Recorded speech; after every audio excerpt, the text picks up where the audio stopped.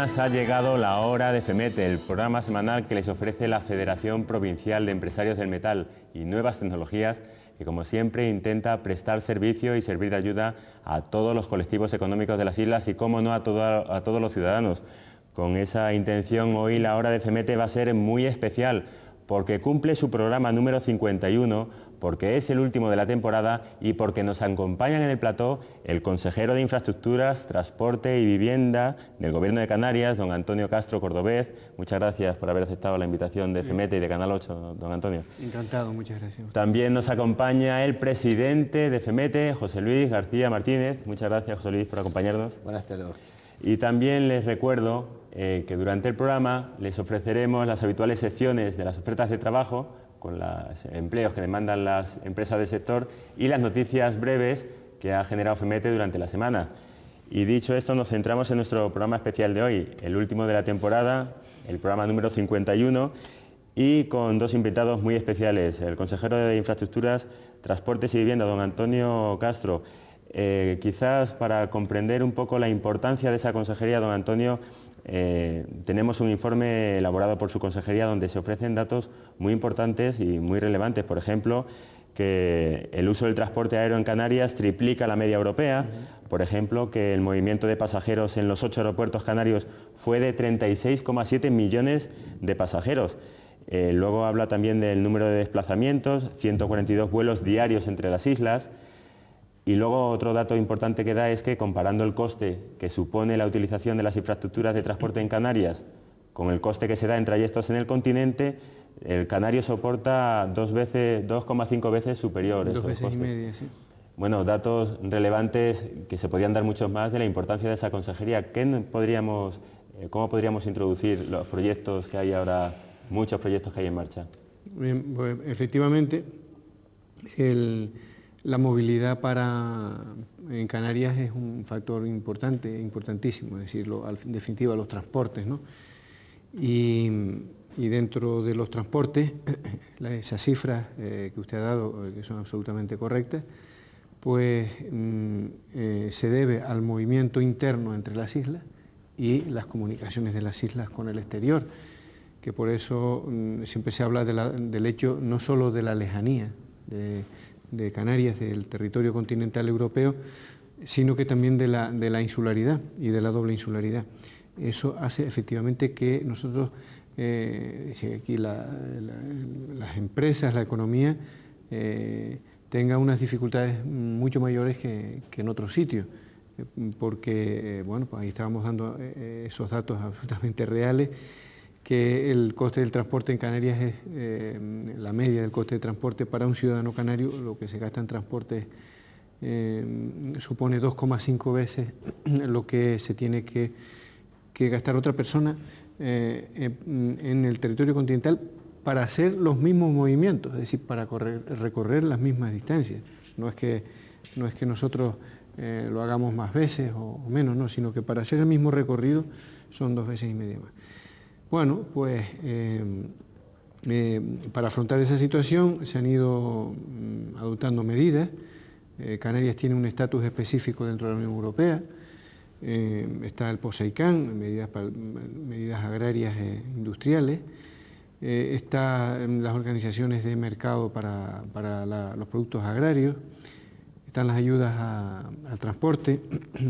Canarias ha sido declarada región ultraperiférica dentro de la Constitución Europea, del Tratado de la Unión Europea, y después, bueno, pues ya centrándonos en la tarea de esta consejería, como era la pregunta, para afrontar esa situación, estamos haciendo un trabajo desde hace años perfectamente planificado, que es lo que llamamos la Red Transinsular de Transporte, que también se conoce por Eje Transinsular o Red Transcanaria, y que digamos que es un planteamiento, es una serie de medidas que contempla, por una parte, toda una serie de infraestructuras, puertos, aeropuertos, carreteras, estaciones intermodales, es decir, intercambiadores, es decir, puntos de conexión, que faciliten las comunicaciones entre islas. Por ejemplo, voy a poner un ejemplo muy práctico, ¿no?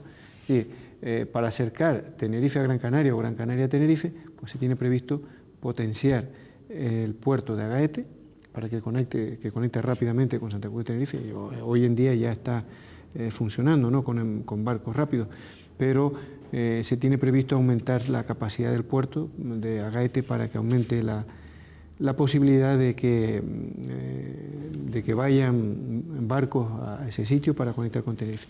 Y a su vez, pues el puerto de Agaete conectarlo con una autopista a la capital de Gran Canaria, Las Palmas de Gran Canaria, de manera que haciendo esa combinación pues se pueda mover muy rápido un ciudadano entre las dos capitales, ya sea de Santa Cruz de Tenerife a Las Palmas, o de Las Palmas llevándose su coche, y luego, pues al mismo tiempo, la red Transcanaria, la red de transportes de Canarias, contempla una serie de medidas de tipo legal, de tipo administrativo y de ayudas económicas para abaratar el coste de los transportes.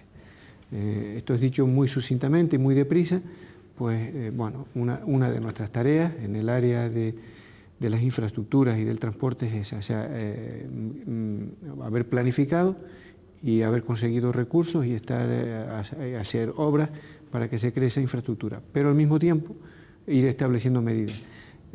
Yo me atrevería a reseñar una que creo que es muy importante, y es que cuando empezó esta legislatura, en el año 2003, la legislatura del Parlamento de Canarias, un pasajero residente en Canarias recibía una subvención del 33% del avión para moverse entre una isla y otra, y recibía el 25% en barco.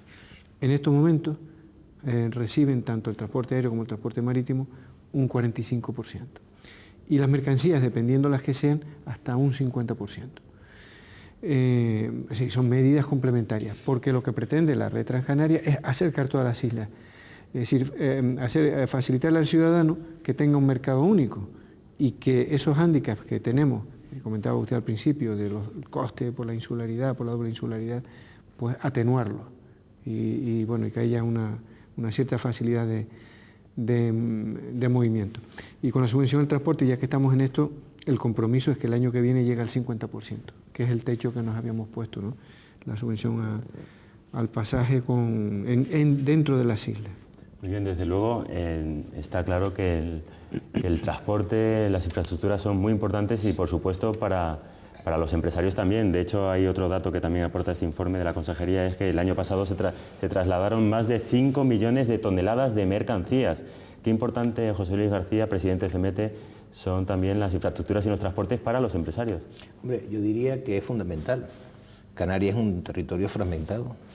Antonio ha hablado de la doble insularidad. La doble insularidad significa que Gran Canaria y Tenerife son las islas capitalinas, pero existen también otras 7 islas, otras 5 islas que son más pequeñas y que hay que saltar de la península a Tenerife, de Tenerife al Hierro, a La Gomera, etcétera, etcétera. Hoy día, dada la movilidad que tienen todas las empresas en Canarias, yo diría todas, porque antes, bueno, el que vivía en Gran Canaria pues trabajaba en Gran Canaria, el que vivía en Tenerife trabajaba en Tenerife, el de Lanzarote. Hoy día La Palma tiene un negocio importante con Gran Canaria. Curiosamente, La Palma tiene muchas empresas de La Palma que trabajan en Gran Canaria y empresas de Gran Canaria que trabajan en la isla de La Palma. Tenerife haciendo todas las empresas, yo diría que todas las empresas trabajan en todas las islas. Evidentemente no se puede ir en coche. Antonio ha hablado antes de la autopista de Agaete, fundamental a mi juicio, porque yo cojo mi furgón, lo cargo con mi herramienta, con mis aparatos, con lo que sea, instalaciones eléctricas, fontanería, aire acondicionado, todo el mundo económico que se mueve. Estoy hablando de las empresas de FEMETE, evidentemente, el resto de las empresas también lo harán, pero las que conocemos, y embarcan en el muelle, van a Agaete, siguen andando por la autopista, llegan a Las Palmas o a cualquier pueblo de Las Palmas y ejecutan su trabajo. Incluso por la tarde pueden regresar a dormir a su casa.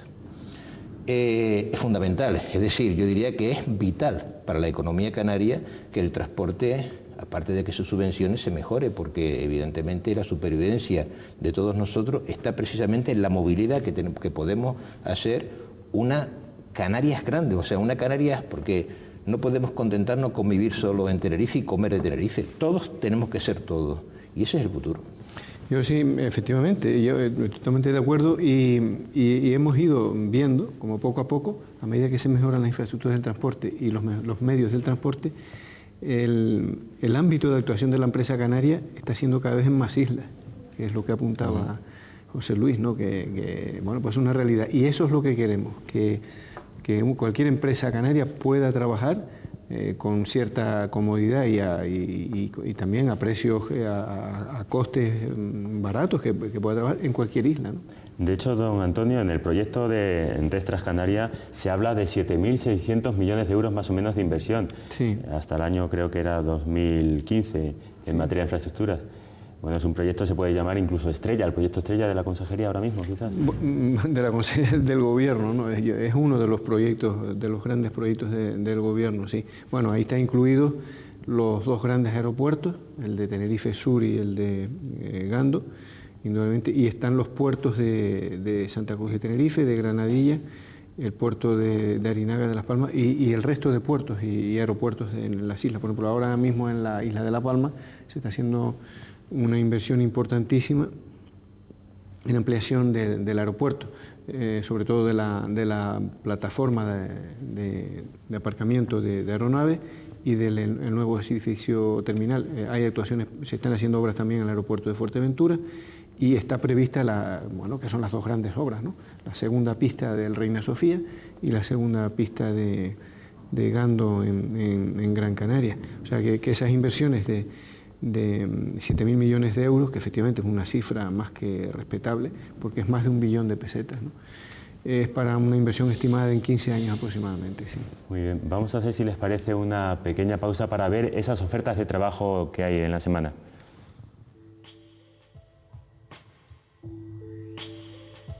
Gabinete de Orientación e Inserción Profesional, FEMETE. Recuerde escoger el número de oferta de su interés y para mayor información, contáctanos al 922 29 6700. Puesto vendedor. Bachiller, experiencia en ventas y reparto en el sector de la automoción, horario mañana y tarde. Carnet B, zona La Laguna. Mecánico, FP1, experiencia en mecánica, especialista en neumáticos, horario mañana y tarde. Carnet B, zona La Laguna. Pintor de vehículos, zona Santa Cruz, horario mañana y tarde, experiencia como pintor a pistola de vehículos. Oficial de mantenimiento industrial, FP2 en electromecánica, experiencia como mecánico de maquinaria industrial. Carnet B, zona La Laguna. Soldador, Carnet B, experiencia en cerrajería y soldadura metálica, zona La Laguna. Comercial de ferretería, Bachiller, Carnet B, experiencia como comercial en el sector de la ferretería, horario mañana y tarde.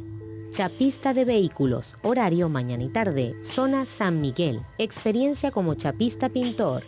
Ingeniero técnico industrial, ingeniero técnico, horario de 8 a 16 horas, para la zona Santa Cruz. Fontanero, experiencia en fontanería, horario mañana y tarde, zona Arona. Carpintero de aluminio, FP en carpintería metálica, zona de La Laguna, horario mañana y tarde. Técnico responsable de instalaciones, ingeniería técnica o FP2 en electromecánica. Experiencia en gestión, control, seguimiento de valoraciones e instalaciones. Asesoramiento en instalaciones electromecánicas. Carnet B para la zona El Rosario. Responsable Departamento de Presupuesto, ingeniero técnico FP en Administración con alto nivel de ofimática, zona Arafo, horario mañana y tarde. Lavacoches, graduado escolar FP1 en Automoción, Carnet B, horario mañana y tarde, zona Santa Cruz. Técnico en frío, FP2 frío industrial, Carnet B, zona de Arafo, horario mañana y tarde.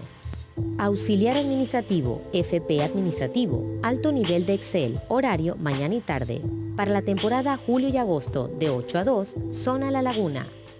Peón de mantenimiento, graduado escolar, horario de 8 a 16 horas, zona Dársena Pesquera, experiencia como limpiador, mantenimiento. Recuerde, para mayor información puede contactarnos al 922 29 6700. Seguimos en la hora de FEMETE y seguimos con dos invitados muy especiales, don Antonio Castro, consejero de Infraestructuras Transportes y Vivienda, y el presidente de FEMETE, José Luis García. Estábamos hablando, cómo no, de esos grandes proyectos, y entre ellos está, don Antonio, el proyecto de Granadilla. Hoy mismo ha salido una información en los medios hablando del informe anual del Defensor del Pueblo en el apartado de puertos. Por lo que parece ha concluido la investigación, pero todavía no hay un pronunciamiento. Está todo el mundo a la espera de ese proyecto de Puerto de Granadilla.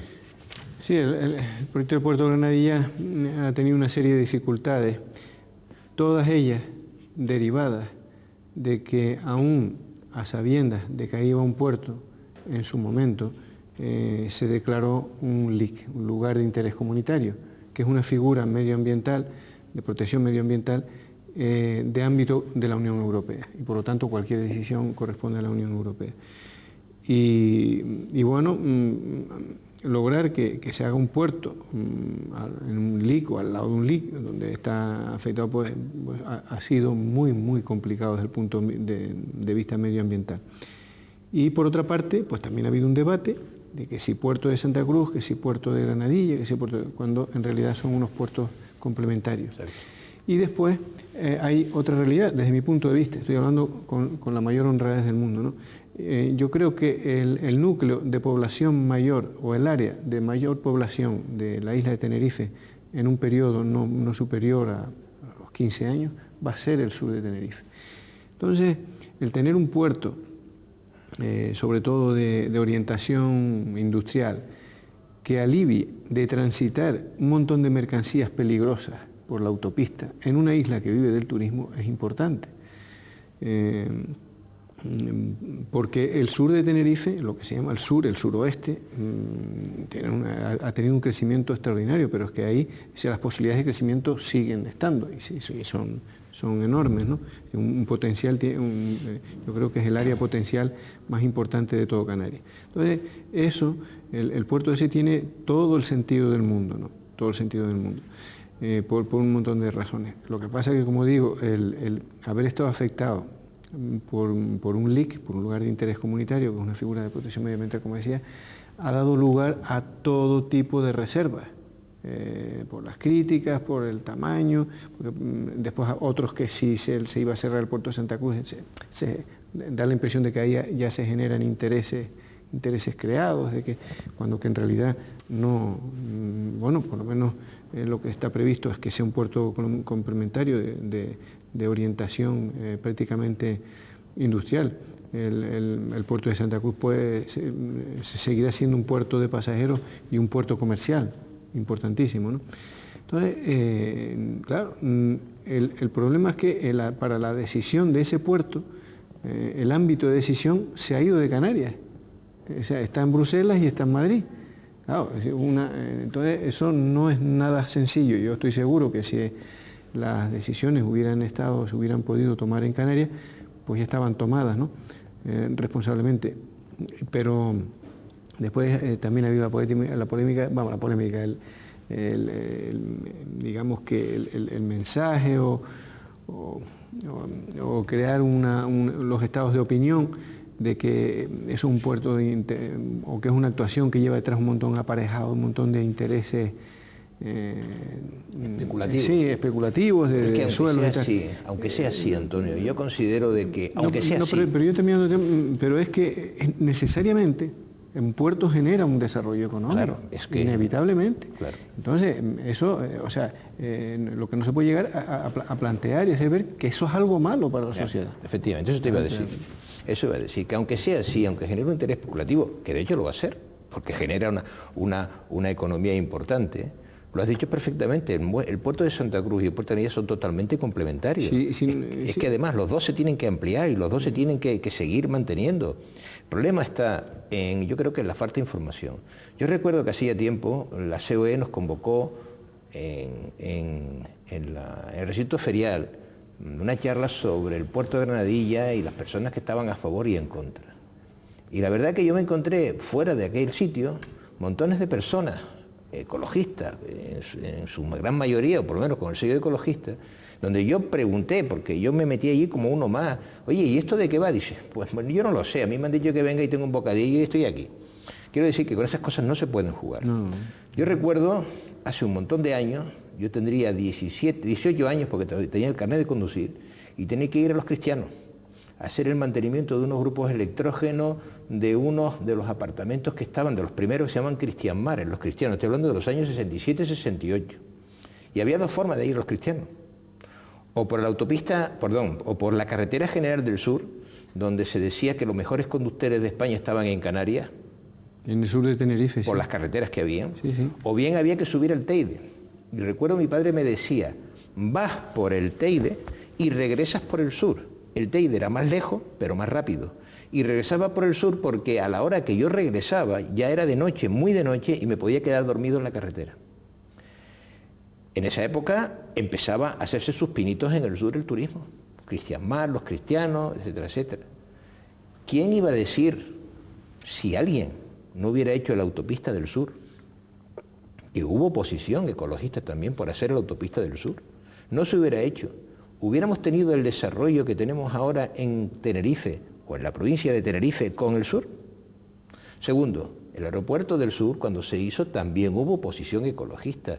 Yo recuerdo que había una empresa por ahí cerca que se llama Capretusa, que había comprado unos terrenos en la Costa del Silencio y había un proyecto de hacer una especie de macrociudad que iba a tener su propio canal de televisión, etcétera, etcétera, y que la denominación era Costa del Silencio. Y que cuando se ejecutara el aeropuerto iba a dejar de ser Costa del Silencio porque evidentemente estaba en la cabecera del aeropuerto, por lo tanto al instalar los aviones el ruido iba a ser infernal. Hubo una oposición también, pancarta, eso lo recuerdo perfectamente. ¿Qué hubiera pasado si no se hubiera hecho el aeropuerto del sur? Pues lo mismo pasa con el puerto de Granadilla. Antonio lo ha dicho perfectamente, dentro de 10, 12 años Tenerife va a tener la población mayor concentrada en toda la zona sur. El tráfico de mercancía tiene que ir al sur. No se puede traer los contenedores por la autopista por el peligro de accidentes, impacto medioambiental, muchas cosas. Por lo tanto, yo no entiendo. Y lo que tampoco entiendo es cómo una decisión de las Islas Canarias y de Tenerife concretamente se tiene que tomar en Bruselas. Cuando un comisario, tengo noticias de gente muy introducida en el tema, dice y puede decir, mire, a mí me da igual, yo voy a seguir paralizando esto el tiempo que pueda, porque le tengo más miedo a una denuncia de unos ecologistas que a una denuncia del propio gobierno español. Están jugando con los intereses no nuestros, porque al fin y al cabo a lo mejor nuestro desarrollo dura 10, 12 años más, pero de todas las personas que vienen a tener nuestros hijos, nuestros nietos, que se van a encontrar una cosa obsoleta, es que está tan claro de qué es necesario. Interés especulativo, evidentemente, todo desarrollo tiene un interés especulativo, pero créanme que eso es, para nosotros, para los que pensamos un poquito, es una de las cosas más importantes. Y el desarrollo tiene algún sacrificio que hacer, evidentemente estudiado, y creo que el puerto de Granadilla, el impacto medioambiental que pueda tener, o la parte del cebadal este que se pueda destruir, creo que es insignificante. Y además ya estaba previsto hace un montón de años, no sé en qué año se proyectó el puerto de Granadilla, o estaba previsto en el plan ese, pero creo que de los años 60 o por ahí. Posiblemente, yo tengo referencias de él de los años 80, ¿no? Pero seguramente antes, sí, claro. Entonces, la verdad que yo no entiendo cuál es el interés que puedan tener algunos ecologistas. Hombre, yo entiendo que sí, que el territorio hay que preservarlo. Precisamente ayer estuvimos, me parece, ayer o antes de ayer, con Milagros Luis Brito en FEMETE reunido, sí, la viceconsejera de Medio Ambiente. Bueno, nuestra preocupación como empresas contaminadoras es fundamental porque queremos reservar el territorio para nuestros nietos. Pero bueno, lo que no se puede hacer es impedir el desarrollo, porque lo que hay que hacer es estudiar el crecimiento sostenible. El crecimiento sostenible habla de eso, es de crecer sostenidamente para que el medio ambiente sea preservado. Y nada más, y eso no es complicado. Nos quedan apenas 2 minutos antes del descanso. Don Antonio, aunque sea brevemente, mucha gente también se pregunta cómo es posible que aquí haya tanta oposición a los proyectos de obras e infraestructuras que también son tan necesarios y en Las Palmas vayan todos a una. ¿Podría en estos 2 minutos hacer una reflexión sobre este tema? Sí, se debe, yo creo que a muchos factores, ¿no? Por ejemplo, yo veo que, porque estas cosas es posible que últimamente hayan cambiado, lo que yo voy a decir, y que en la isla de Tenerife se esté creando un estado de conciencia de la necesidad de las infraestructuras básicas, ¿no? Pero yo que llevo años en esto, pues he visto cómo siempre la opinión social y mediática en Gran Canaria ha estado a favor de hacer las cosas. Así que ha habido un planteamiento empresarial, sindical, mediático. En cambio, en la isla de Tenerife, hasta hace muy poco, pues el sector, vamos a decirlo con realidad, el sector empresarial, me estoy refiriendo por hace un par de años, se había implicado muy poco. Esto es una cosa de los políticos, el sector empresarial ya se ha implicado bastante. Socialmente la gente no les preocupaba. Yo he visto una de las cosas que desde el punto de vista del desarrollo, pero del desarrollo sostenible, pues que yo todavía considero inexplicable, es la enorme manifestación que se convocó para no hacer el tendido eléctrico a sur de Tenerife, ¿no? Y cuando que eso era calidad de vida para las personas, era un trazado que estaba muy estudiado, entre 20 y tantas posibilidades, se escogió la menos impactante. Pero claro que cuando la gente le empieza a fallar, que no coge el ascensor, que no puede encender la nevera, que sé que pierde los productos, es cuando se da cuenta. Entonces, socialmente no se le explicaba a la gente, se le explicaba a la sociedad, oye, las repercusiones que puede tener no tener las infraestructuras básicas, porque es que se te puede quedar un hospital sin luz, por poner un ejemplo. Y luego que mediáticamente los movimientos ecologistas han tenido una acogida muy importante y muy destacada hasta hace poco, hasta hace un año o algo así, unos meses. En la isla de Tenerife han tenido una acogida mediática importante. O sea, todos veíamos ese tipo de declaraciones en primeras páginas, con grandes titulares, abriendo las emisoras de radio, las cadenas de televisión y tal. Desproporcionado, entiendo yo, con lo que es el sentir mayor de la población. Porque yo siempre digo lo mismo, si los ecologistas, los movimientos ecologistas, que tienen su papel esencial que jugar, y que los movimientos ecologistas, cuando son serios, son muy valiosos, porque son una conciencia del buen desarrollo, pues yo digo, pero si quieren hacer su política contraria a la que se hace, pues se presentan a las elecciones, y se las ganan sin por. Claro.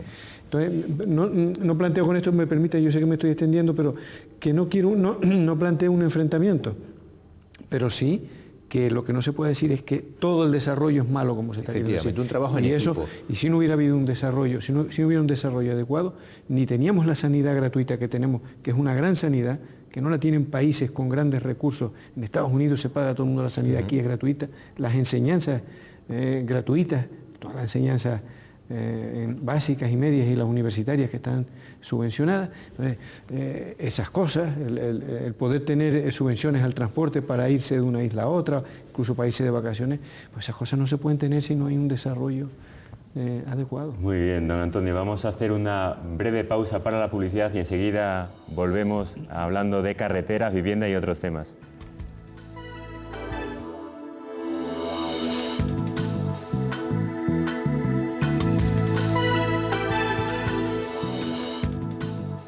Continuamos en la hora de FEMETE con don Antonio Castro Cordobés, el consejero de Infraestructuras, Transportes y Vivienda, y con el presidente de FEMETE, José Luis García Martínez. Estábamos hablando de carreteras, de proyectos en general de infraestructuras, y ahora más en concreto podríamos hablar de carreteras. Más datos para que vean ustedes la relevancia, si hay alguno que todavía no la ve, pero bueno, para que sean más conscientes todavía. En Canarias hay 7 vehículos por cada 10 habitantes. El número de vehículos aumentó un 37% en la última década. Otro dato importante, el coste de la utilización de las infraestructuras de transporte para un canario es, como habíamos dicho, 2,5 veces superior al que soporta un peninsular, etc.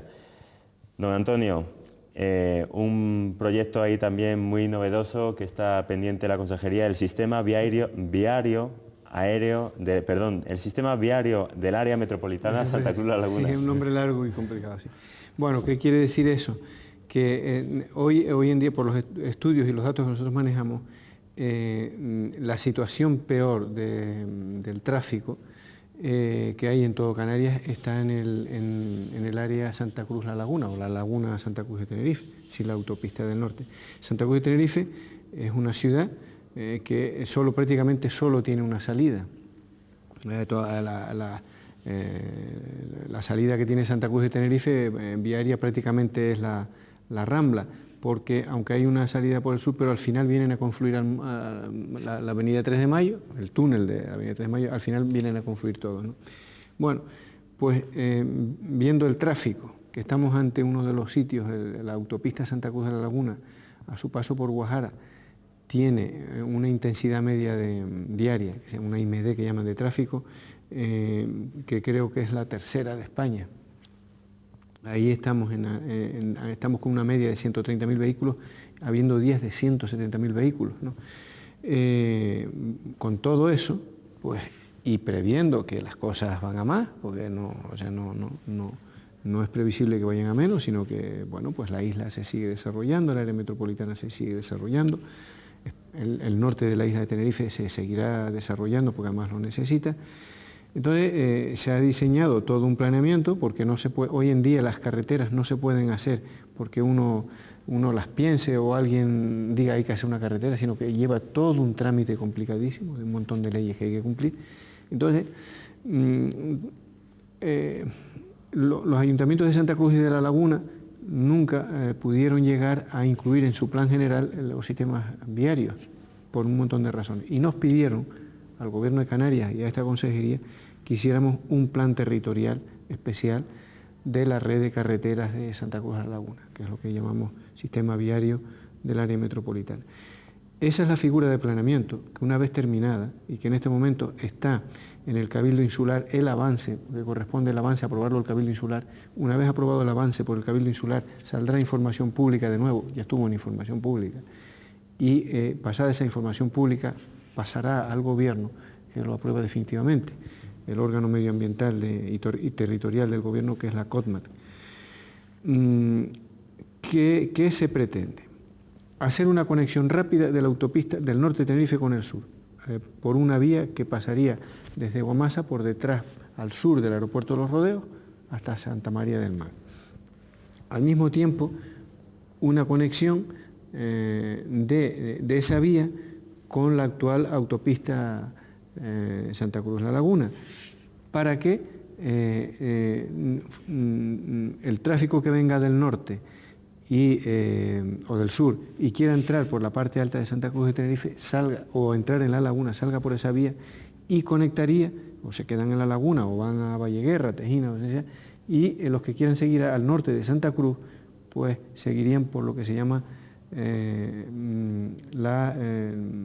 la circunvalación norte de Santa Cruz de Tenerife, que es una carretera, vamos a explicarlo en la otra dirección, que sale aproximadamente del Club Náutico de Santa Cruz de Tenerife y por toda la parte alta de Santa Cruz, mediante túneles y bueno, tramos que van en túneles, pues llega hasta La Laguna, a la altura del puente Lora Tamayo. El puente Lora Tamayo es donde, o el enlace, perdón, el Lora Tamayo es donde está la actual universidad y conectaría con la vía de Ronda y con esta vía que decíamos. Y por último, se prolonga mediante túnel la actual vía de Ronda, porque el tráfico que viene de Bajamar Tejina y de Valleguerra por la actual vía de Ronda y que quiere salir al aeropuerto de Los Rodeos, al norte de Tenerife o al sur, tiene necesariamente que pasar por esta autopista de Santa Cruz de la Laguna que tenemos actualmente. Entonces, esa autopista lo que se pretende es descongestionarla y que circulen el tráfico que va a La Laguna, a la universidad, a la zona de la cuesta, a los hospitales, pero que el tráfico de la isla, sacarlo, como sucede en todas las ciudades, sacarlo de dentro de los núcleos urbanos. Y la última etapa sería que el tramo Padre Anchieta al aeropuerto de Los Rodeos se convertiría en una rambla, es decir, una vía estilo que está hoy la avenida 3 de Mayo en superficie, de manera que se quita una barrera que supone la actual autopista y contribuiría a integrar esos dos núcleos de población que tiene La Laguna. Digamos que esto explicado un poco por arriba, ¿no? Terminado el plan territorial, que yo espero que se pueda aprobar definitivamente este año, muy a principios del año que viene, redactaríamos los proyectos y ahí el proyecto que está más avanzado pues, es precisamente el tramo que va de Guamasa a Santa María del Mar con la pata, con la Y que conecta con... pero es una obra para hacerla en varios años. Si todo va normalmente, esa carretera podría empezar a hacerse en el año 2008. Bueno, José Luis, muy goloso el proyecto, ¿no? Me he quedado, la verdad, con la boca abierta, por dos razones. Primero, con la autoridad que habla Antonio. Segundo, con los conocimientos, evidentemente, que tiene como consejero. y tercero porque la verdad es una noticia muy buena, ya que sufrimos hace muchos años, casi 3 o 4 años de la autopista, las desviaciones y todo eso. Bueno, ahora tenemos el puente del Padre Anchieta, que también por fin se está terminando ese embudo, porque la verdad es que eso era un embudo que ocurría. Y ahora que el proyecto que acaba de nombrar, pero ese proyecto me temo que va para largo, ¿no? Estamos hablando de 10, 15 años.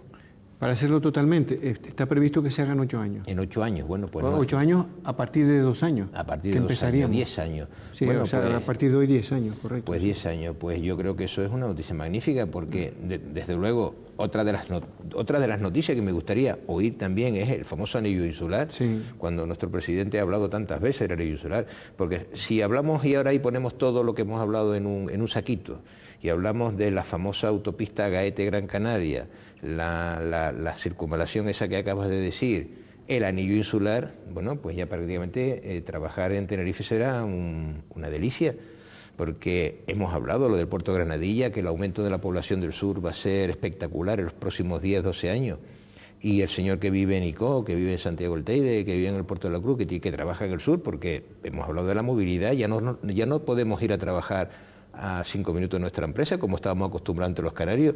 Yo recuerdo de que antes decía, ¿dónde vas a trabajar? Y dice, no, yo en la calle San Francisco Javier. Y dice, uff, que va, yo vivo en el barrio de Salud. Eso era así. Ahora ya, por ejemplo, pues uno de Tenerife, pues le sale una obra en Las Palmas y va a hacerla. Bueno, pues el que vive en el puerto de la Cruz, evidentemente, y ya mucha gente que vive en el puerto de la Cruz y viene a Santa Cruz a trabajar, pues podrá también trabajar en el sur con el famoso anillo insular. Yo creo que son unas magníficas noticias.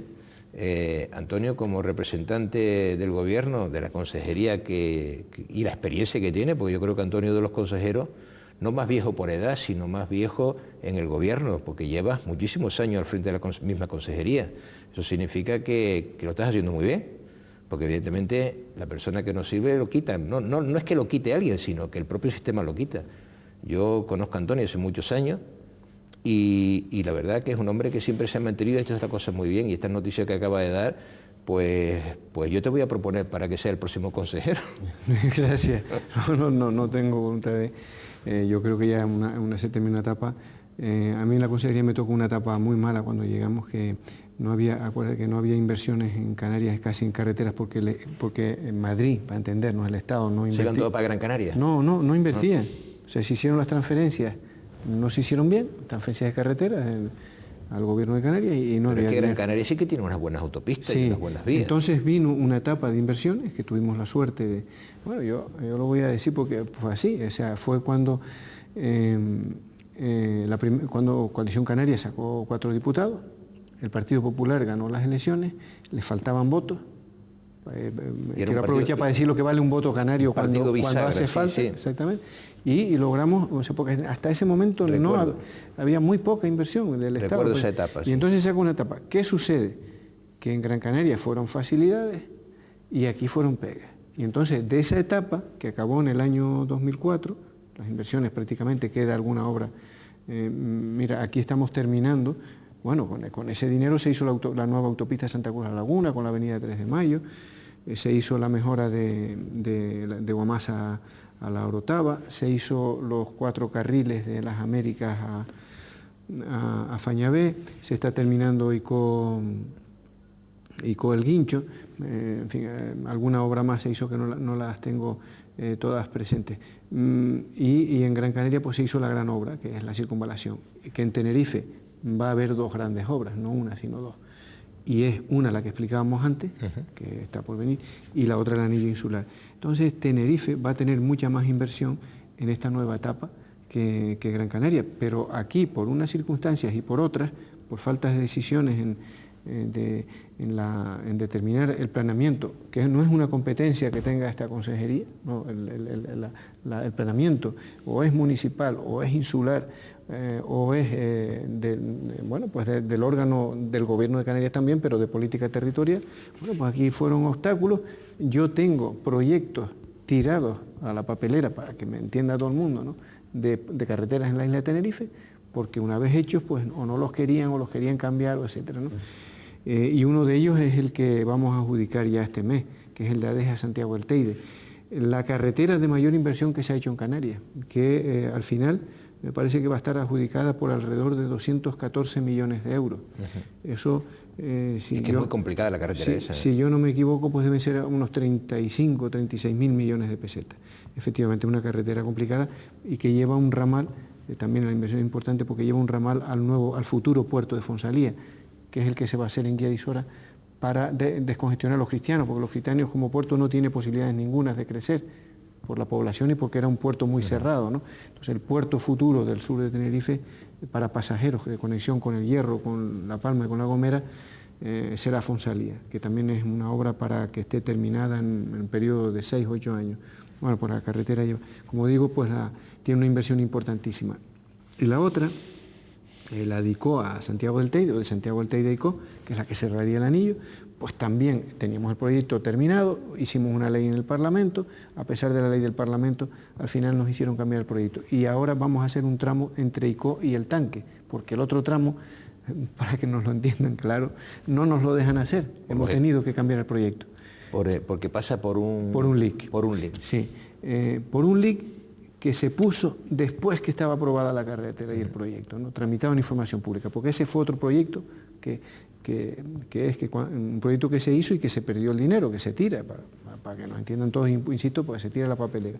Pero la importancia de perder un proyecto de esos, de redactarlo y tirarlo, además de que cuesta mucho dinero, es el tiempo, que es lo que yo le decía a muchas personas de esta isla. Pero mira, bueno, puede que no sea perfecto el proyecto, pero es que modificarlo va a llevar de 2 a 4 años.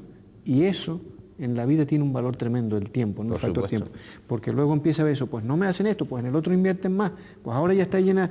Sí, ¿qué ha pasado? Pues como no ha habido los recursos suficientes, pues las carreteras de la isla están saturadas. Se me olvidaba de un proyecto enorme que también estamos haciendo, muy importante, que son los 6 carriles de Santa Cruz al polígono industrial, que es otra obra de la etapa anterior, del convenio anterior con el polígono Estado. Industrial de Wimar. De Wimar.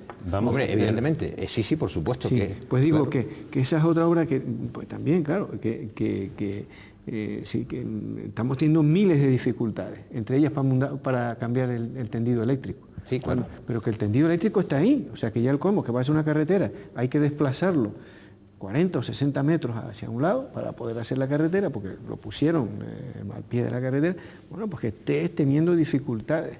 De tipo tal como me lo estás explicando, Antonio, o tal como lo estás exponiendo, yo creo que habría que tomar una serie de medidas para poder realizar todos esos proyectos de una forma más rápida y más ágil, porque estamos viendo que todo estos inconvenientes que estás explicando cuesta dinero y tiempo, sí, o tiempo y dinero. Sí. Es decir, que eso está perjudicando todo a un desarrollo y sobre todo el dinero que todos los contribuyentes pagamos, pues a veces se tira la papelera. Yo no me opongo, todo lo contrario. Yo creo que hoy en día nadie, y además José Luis, tú lo decías antes, nadie niega lo que es un desarrollo sostenible, ni nadie niega el interés que tiene conservar el medio natural en una isla sobre todo que vive del turismo y que tenemos un territorio limitado y frágil. Pero lo que sí digo es que las infraestructuras esenciales hay que hacerlas, las esenciales, y no se le pueden dar obstáculos sino facilidades.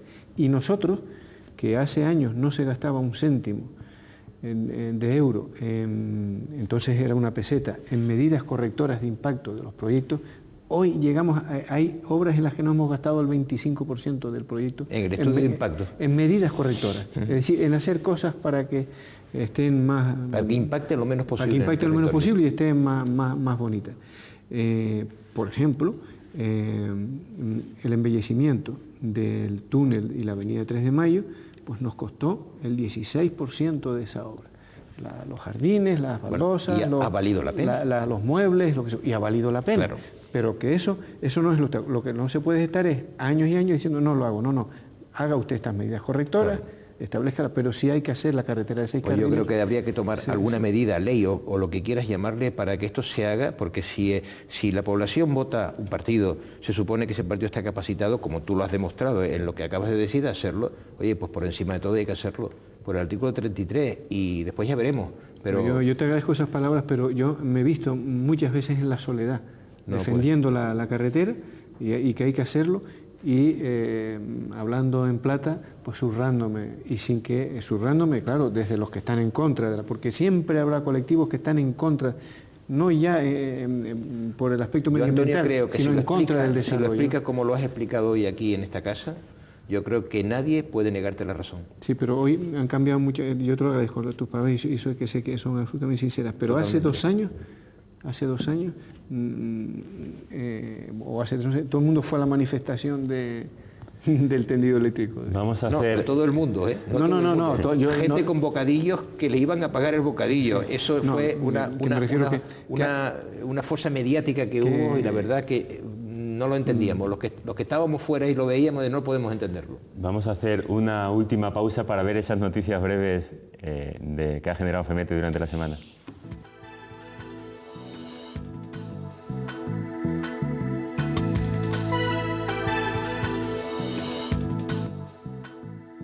Representantes de los sindicatos UGT e Intersindical Canaria y de los empresarios de Ecogas firmaron el pasado martes el convenio colectivo para el sector de las distribuidoras de gases licuados del petróleo, gas butano y propano de la provincia tinerfeña.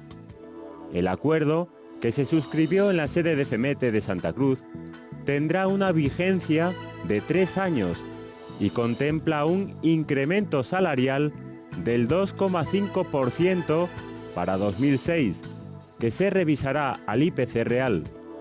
También subirá un 2% exclusivamente sobre los conceptos de plus de peligrosidad y penosidad, quebranto de moneda y plus de transporte. Además, está previsto que se incrementen las tablas salariales un 0,5% más el IPC para los 2 años siguientes, 2007 y 2008. Canarias necesita con urgencia una normativa diferenciada en materia medioambiental que acabe con los graves perjuicios que sufren actualmente los empresarios del metal y de las nuevas tecnologías. Esa fue la principal conclusión del encuentro que el lunes mantuvieron la viceconsejera de Medio Ambiente del Gobierno Autónomo, Milagros Luis Brito, y representantes de 7 asociaciones. Durante la reunión, Milagros Luis Brito anunció que intentará eliminar los sobrecostes que sufren las empresas por el traslado de sus residuos a la península. Asimismo, se comprometió a reunirse una vez cada 2 meses con la Comisión de Medio Ambiente de FEMETE y se planteó la próxima organización de una jornada técnica. Entramos en la parte final de la hora de FEMETE con don Antonio Castro, el consejero de Infraestructuras, Transportes y Vivienda, y con el presidente de FEMETE, José Luis García Martínez. En el Consejo de Gobierno, en el último Consejo de Gobierno, don Antonio, se acordó autorizar un gasto de 7,1 millones de euros para la adquisición de suelo destinado a la construcción de viviendas protegidas. Sí. Muy importante también esta inversión. Ya hace años en los planes de vivienda se ha incluido una partida cada vez mayor para comprar suelo para vivienda protegida. Por una sencilla razón, cuando hablamos de vivienda hay muchos tipos de vivienda. Está la vivienda de lujo, está la vivienda libre, privada, de estándar medio, y está la vivienda protegida. La vivienda protegida tiene los precios establecidos y por lo tanto, pues el coste del suelo tiene una repercusión importante, que puede estar entre un 15, un 25 y hasta un 35% según la zona sobre el precio de la vivienda. Pues si no compramos suelo, las viviendas públicas, estas que se hacen para las familias más necesitadas, no se podrían construir, porque como la ley establece el coste de la vivienda, pues si el gobierno no aporta suelo, pues no se podrían construir. Claro. Porque el suelo pues tiene el precio del mercado, estamos en una economía de mercado. Y efectivamente hemos sacado en todas las islas un programa de adquisición de suelo para vivienda protegida. La vivienda protegida, que puede ser aproximadamente, la vivienda protegida es toda, la vivienda pública, que puede ser aproximadamente un 35% del total de la vivienda que se construye, pero en cambio en presupuesto es más de un 70%. ¿Por qué? Porque en la vivienda pública, la que hace el gobierno para las familias más necesitadas, la paga el gobierno al 100%. Si cuesta, vamos a hablar en millones de pesetas, 12 millones, o 70.000 o 74.000 euros, pues los paga. En cambio, la vivienda protegida en régimen de venta es que el gobierno da una parte, normalmente un 15, un 20% de subvención, y el resto lo pone la familia que adquiere la vivienda y que la va pagando, ¿no? Entonces, es decir, con menos dinero se hacen viviendas para más familias. Y la vivienda pública, que es para ese suelo es para la vivienda pública, pues es una de las partes importantes de este programa de vivienda, que siempre se ha censurado en muchas ocasiones, sobre todo desde la oposición, que es poca, pero claro, es que se lleva el 70% de los recursos. Entonces, sinceramente creo que en los años que llevamos en esta consejería que lleva el ámbito de la vivienda en estos momentos, aparte de todas las medidas que se han hecho, entre ellas una ley que no existía y que en muchos aspectos en los temas de suelo no existían medidas, pues le hemos dado un vuelco a la política de vivienda y claro que sigue habiendo familias necesitadas, pero cuando nosotros llegamos había al gobierno de Canarias, pues hace unos 10 años, había mucha menos población y había hasta 5 demandantes por vivienda.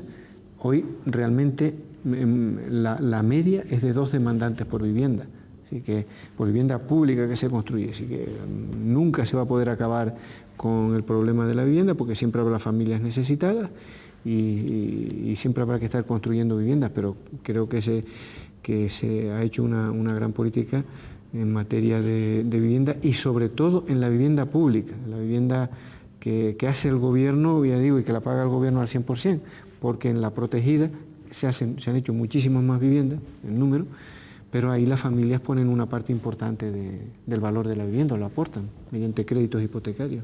Bueno, o sea, una especie de subvención que se le da a la familia para poder comprar la vivienda. Sí, se le ayuda y el resto lo paga. ¿Esa ayuda es a fondo perdido? Sí, una parte es a fondo perdido, sí. Se da una ayuda, me parece que son 3.000 euros para el suelo, 3.000 euros para el proyecto y luego se le da un 10% del valor de la construcción. Y créditos hipotecarios a tipos... blandos. Sí, a tipos subvencionados, sí. Nos quedan apenas 2 minutos para acabar y no querría acabar el programa, don Antonio, aunque sé que a lo mejor es un poco forzado el preguntarle, pero las próximas elecciones están ya prácticamente a la vuelta de la esquina, aunque son en mayo, pero va a empezar en septiembre, supongo, ya la campaña electoral a tope. Sí. ¿Podría usted hacer algún comentario de candidaturas, Coalición Canarias, y si sabe algo de quién podría...? Sí, no, es pronto. Coalición Canaria yo creo que antes del mes de noviembre va a ser difícil que adopte ninguna decisión al respecto, ¿no? Nosotros tenemos la tarea de gobernar. Estamos gobernando en minoría con el apoyo del Partido Socialista, el apoyo parlamentario, y bueno, somos la principal fuerza política en estos momentos en Canarias y nuestras, bueno, por lo menos la mayoría de nosotros que tenemos responsabilidades institucionales, pues nuestra obligación es ocuparnos del gobierno.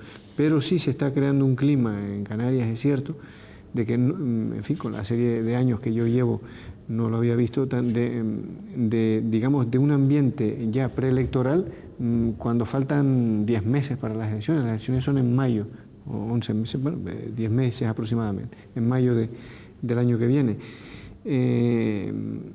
Bueno, ya veremos que es un asunto complejo, porque Coalición Canaria es un partido político, pero un partido político estructurado en 7 partidos, y no sabemos lo que se va a decidir, ¿no? O sea, porque hay que escucharlos a todos, o sea que lo lógico es que cada isla, lo que sucederá, cada comité insular o consejo político insular estudiará sus propuestas o sus planteamientos y en un consejo político que se haga de todos pues se decidirá, ¿no?